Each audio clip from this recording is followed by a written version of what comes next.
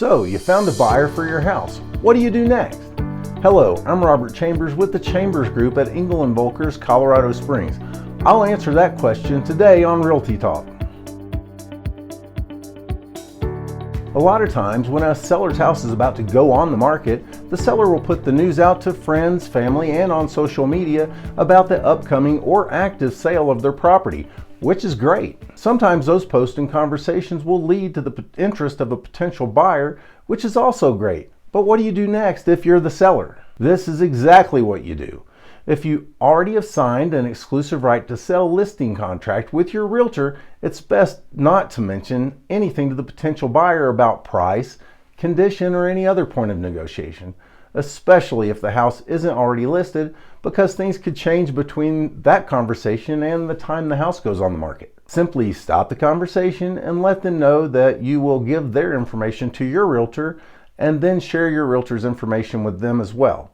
If they already have their own realtor, their realtor will call yours and then the conversation will begin there. When you sign your exclusive right to sell listing contract in Colorado, there's a paragraph stating in section 10.1 that the seller agrees to conduct all negotiations for the sale of the property only through the broker and to refer to the broker all communications received in any form from real estate brokers, prospective buyers, tenants, or other sources during the listing period of the seller listing contract. This agreement was set in place in the contract to protect you.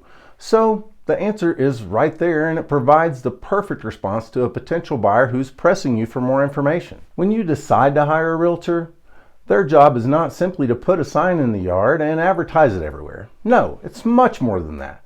Even if you don't know it at the time, one of the primary functions they serve is that of a professional negotiator. And don't discount that skill. Experience in the art of negotiations is earned over a career of selling hundreds of homes.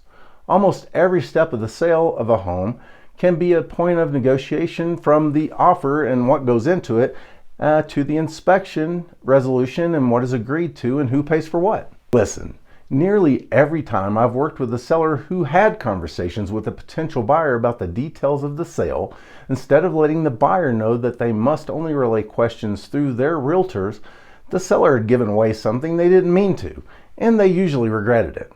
Once something is said, it can't be unsaid, and not only did the seller put themselves in a weak position, but they also tied their realtor hands as well, because they can't undo what was said either. There are dozens of moving parts in a real estate transaction, and a skilled professional will help keep you on track towards closing, make you more money by negotiating offers, counter proposals, and inspection objection items, and make sure you don't hit any roadblocks along the way that will delay or completely undo the sale. Your realtor there is to protect your best interest and the transaction. The point is, you never know when something that's said inadvertently may cost you money, or what sort of trouble spots and obstacles you may hit throughout the road on the real estate transaction. So let your realtor do the job you hired them for.